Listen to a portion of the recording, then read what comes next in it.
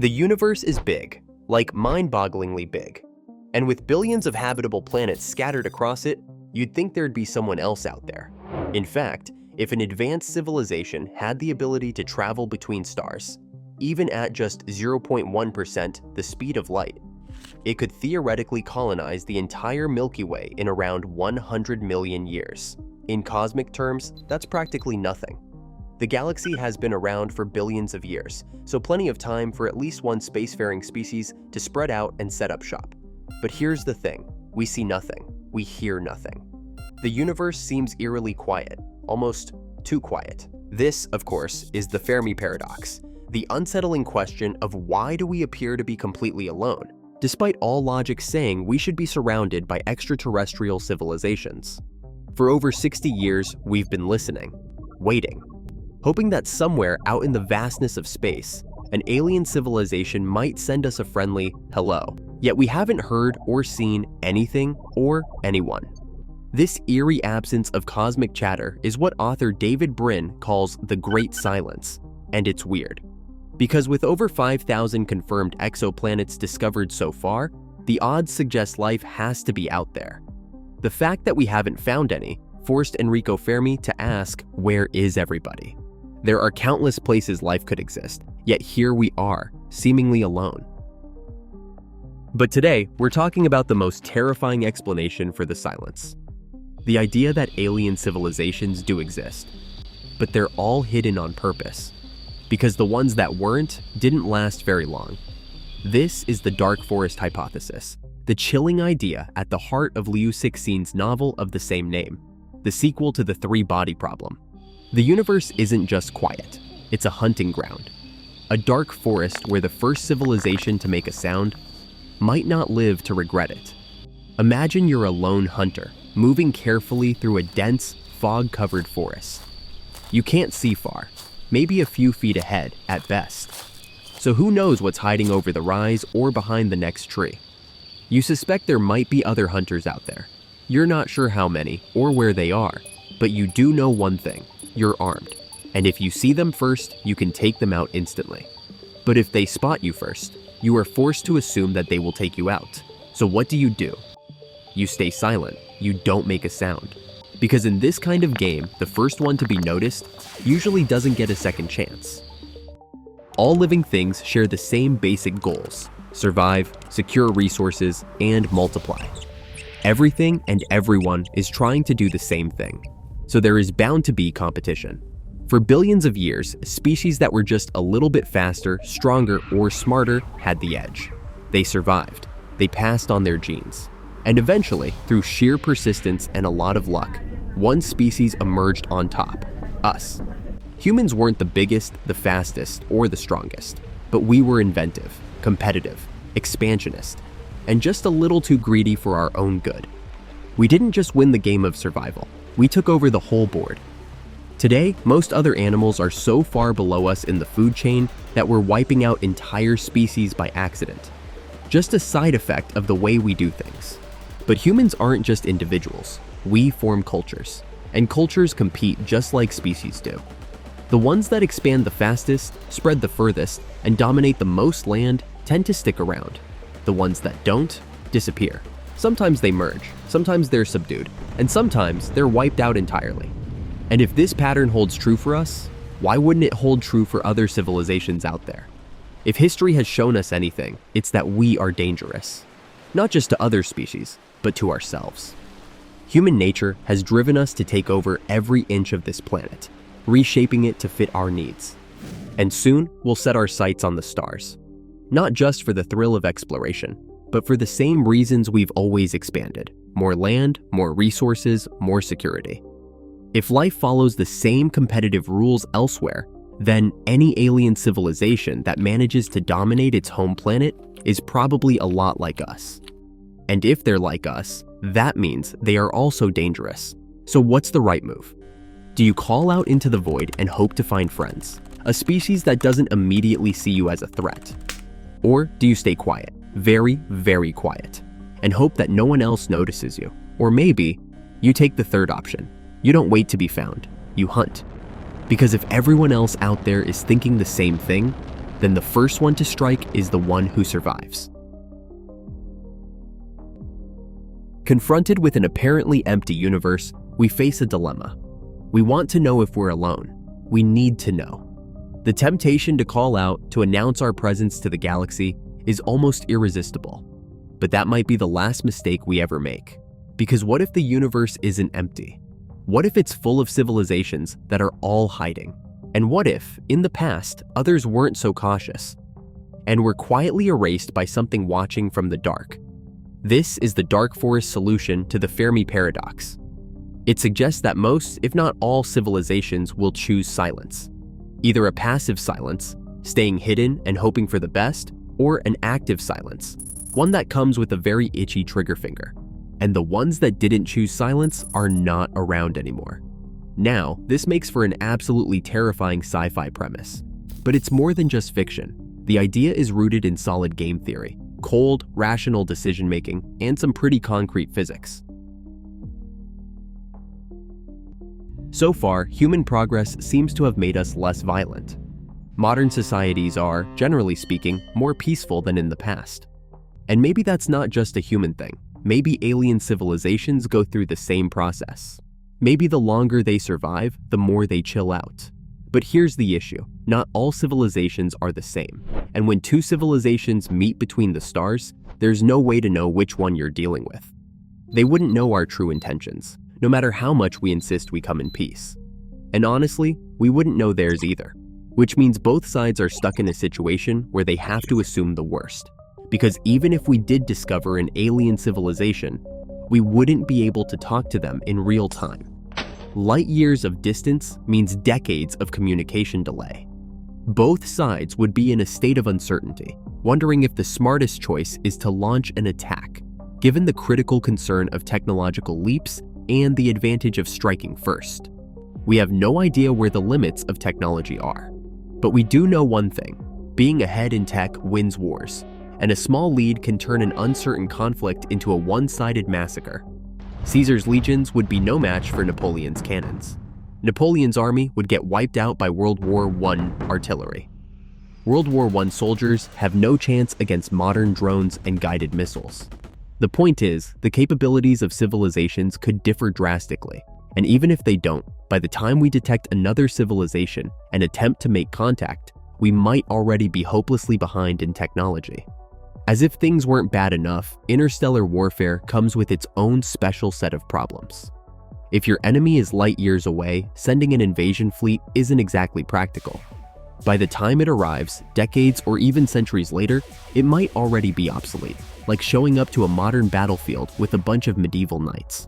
So instead of traditional wars, interstellar conflict might be about eliminating the threat as quickly as possible. Because if you assume the other side is just as scared of you as you are of them, then the logical move isn't diplomacy, it's a first strike. A strike so overwhelming, so instant, that the other side has zero chance to retaliate, or even survive long enough to be a problem later. The stakes couldn't be higher, and there's no room for error. Most civilizations probably live on planets, which makes them incredibly vulnerable. You don't need an armada of warships to wipe out an enemy, just good aim, and something really big moving really fast. The most effective weapon for total interplanetary annihilation would likely be a relativistic rocket, a missile accelerated to a significant fraction of the speed of light, capable of devastating an entire planet upon impact. For reference, a missile the size of a motorbike, moving at 95% the speed of light, would have more energy than all the nuclear bombs on Earth combined. Firing just a few dozen of these at a target civilization would almost guarantee its destruction. Even a single impact could be catastrophic. This concept isn't far-fetched.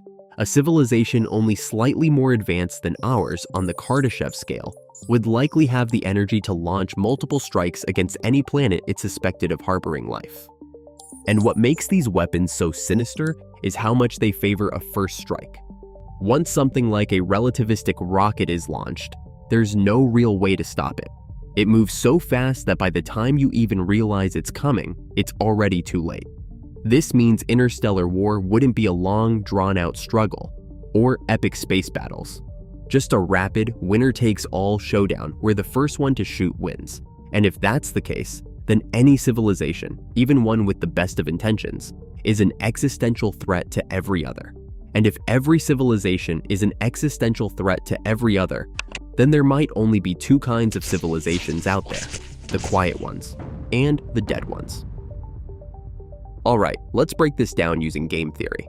Imagine two planets, each home to an advanced civilization. Let's call them the Zolarians and the Viridians, or just X and V for short. Both X and V have the ability to send messages across the galaxy. And more importantly, both have the ability to wipe out another planet with little effort and zero personal risk. Now, in game theory, we can model this as a sequential game, like chess. Each civilization reacts to the other's last move, forming a tree of possibilities, with different payoffs depending on what happens. If they cooperate, that's a positive outcome for both. Strength in numbers, tech sharing, maybe even some cool space trade routes. If one civilization destroys the other, it's a neutral outcome for the destroyer. They don't gain much, but at least they eliminated a potential threat. For the civilization that gets wiped out, well, that's about as infinitely negative as it gets. So let's look at a possible scenario. Civilization V intercepts a signal from X. X, however, has no idea V even exists. Maybe the Zolarians are actively sending signals, hoping for a friendly response. Or maybe their everyday radio chatter is just really loud, the equivalent of stomping through the forest, completely unaware of what's lurking in the trees. Now V has three options. 1. Ignore X. 2. Reply to X. 3. Destroy X. Let's start with option 1. V ignores X. In this case, X remains blissfully unaware of V's existence, and V just continues doing its own thing, keeping to itself. The result is a zero payoff for both civilizations. Kind of boring. But hey, at least nobody dies. But what if V doesn't ignore X? What if V destroys X? Sure, there's a cost to annihilating an entire planet. Maybe some resources, some effort. There might even be some loot in X's solar system. Maybe some nice planets, useful minerals, whatever. But for an advanced civilization, that cost is pretty small. Of course, there's also the moral cost of wiping out billions of sentient beings. But for a species that prioritizes survival above all else, that cost might not matter. At worst, V faces a finite negative payoff by choosing the destroy option, while X suffers an infinite negative payoff. Seems like a pretty good deal for B. Now, what about the third option? What if V replies to X? Now X knows that V exists, which means X suddenly has new information. And that means X now gets the same three choices V originally had, including the option to destroy V, which means that reply carries the risk of an infinite negative payoff. If V is rational and cares about its own survival, it should stay silent. But we can take this even further. Even in the ignore branch, there's always the possibility that X eventually discovers V on its own. And then X gets to decide whether to be friendly or not. Which means both ignoring and replying carry the potential for an infinite negative cost. And if that's the case, then there's only one truly safe option. Destroy any civilization you detect before they have the chance to do the same to you. This is the game-theoretic dominant strategy, one that any civilization that understands logic and survival should follow. Or if they find the whole exterminating civilizations thing a bit icky, they'll at least make sure to stay very, very quiet. And that might just be the answer to the Fermi Paradox.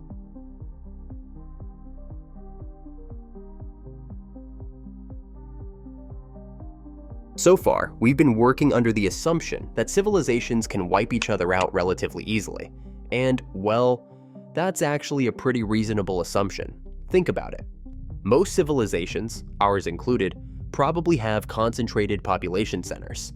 Planets, moons, space habitats. Which means if you can destroy those, you can effectively eliminate an entire species. One of the simplest ways to do this is with a relativistic rocket. A sufficiently advanced civilization, one that's even slightly ahead of us, should have no problem harnessing a fraction of its home star's energy to accelerate a projectile to a good chunk of the speed of light. Now, just imagine a small object traveling at, say, 90% the speed of light, slamming into a planet. It could potentially scorch the surface and boil the oceans or ionize the atmosphere. The worst part is that there's no real defense against this, because by the time you even realize one of these things is coming, it's already too late. The projectile is moving so fast that your only real option is to hope you're not the target. Now, let's say the Viridians detect the Zolarians. Even if the Viridians think the Zolarians aren't technologically advanced enough to build something like this yet, that doesn't mean they won't be soon. Take Moore's Law, which suggests that computing power doubles every couple of years. Now, imagine two civilizations are 100 light years apart. By the time a message travels between them, computing power alone could have increased by a quadrillion-fold. And it's not just computers. Other technologies, energy production, materials science, weaponry, also advance exponentially. So whatever technological state you think your neighbors are in when you detect them, that's not the state they'll be in when they get your message. The vast distances between the stars are what really make the dark forest hypothesis so terrifying. See, if civilizations were closer together, they could at least try to feel each other out, maybe even meet in person. But space doesn't work like that. Instead, any interaction is more like a game of interstellar chess, except each move takes decades or even centuries to process. There's no real-time diplomacy, no second chances, no way to tell if someone misunderstood your message or if they're just stalling while they charge up their planet-killer weapons. And that leads to a very bad situation where the safest move might be the most extreme one. Even if you assume a species is friendly, how can you be sure of that? Let's say we send out a message announcing ourselves to the galaxy, and an alien species picks it up 1,000 years later. How do they know that we're still friendly after 1,000 years? Maybe we were peaceful back then, but civilizations change all the time. Political, religious, and economic conditions don't remain the same.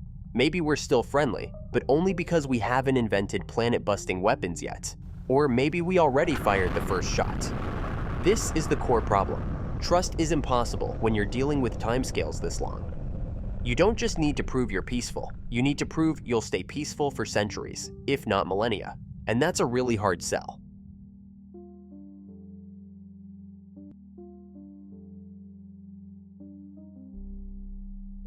The whole dark forest hypothesis assumes that civilizations treat the destroy option as an infinite priority. That is, they'll do anything to avoid being shot at. But what if not all civilizations see the game that way? For example, imagine a multi-star civilization that isn't tied to a single homeworld. Instead of concentrating its people on one planet, it spreads out across dozens of habitable solar systems, and to multiple uninhabitable solar systems with the help of robotic probes as well, using them as proxies for reconnaissance. Now, if one of their robotic outposts gets detected, it's not an existential crisis. They don't need to panic and shoot first because they're not playing the basic version of game theory anymore. Instead, they can observe other civilizations, communicate indirectly, and study how others react. If someone does go full kill on sight, well, they now have a second strike capability, which means they can wipe out an aggressive species after the fact, without ever revealing their true home system. The point is, we can't really assume that the payoff calculation will be the same for everyone. Others may be playing different games.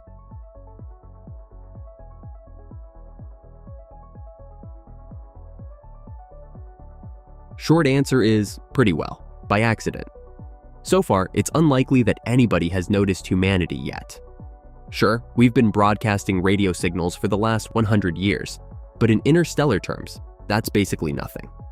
Our signals have only traveled a tiny distance, and most of them have already faded into unreadable noise. At our current level of technology, we will remain hidden unless we actively seek attention, or someone deliberately searches for our relatively unremarkable solar system. Even our biggest attempt to say hello, the Arecibo message, which was aimed at Messier 13, a globular cluster near the edge of the Milky Way, would not be arriving there for another 27,000 years. And that's assuming there's someone listening. For now, we're walking pretty quietly through the forest. We've sent a few small messages out there, maybe 30 or so targeted signals aimed at nearby stars. Some have already arrived, and if anyone was listening, they've had time to respond. Either there aren't any advanced civilizations close by, or if they are out there, they're playing the dark forest game better than we are. If you really think about it, we haven't even started playing the game yet, at least not that we know of.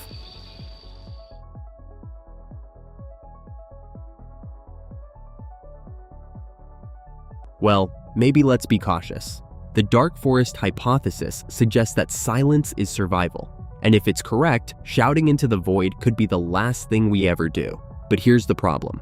We assume civilizations act as rational, unified entities, making perfect game theory-driven decisions.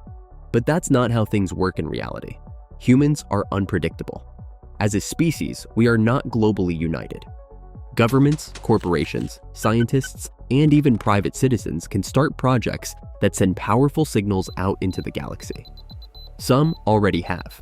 It's entirely possible that when we meet our first alien civilization, we would regret not staying hidden. But one day, humanity will have to venture into the universe in a meaningful way, forcing us to reconsider these questions. We don't yet know if we are alone or if others are out there, but we have no way to be certain. For now, our best course of action is to listen carefully. Even if we detect another civilization making itself known, we shouldn't rush to respond, but instead observe from the shadows. Perhaps our fear of hostile extraterrestrials is simply a projection of our evolutionary past, shaped by the brutal competition of survival. Maybe viewing the universe this way only reflects our own immaturity as a species. There could be a vast, welcoming network of civilizations waiting for us when we are truly ready. For now, the good news is that we don't need to take drastic action. We simply need to be mindful of the signals we send, study the cosmos, and learn more about our galactic environment. Whether the universe is teeming with threats, allies, or is completely empty, only careful observation will reveal the truth. And with that, hit the bell icon, stay curious, and I'll see you next time.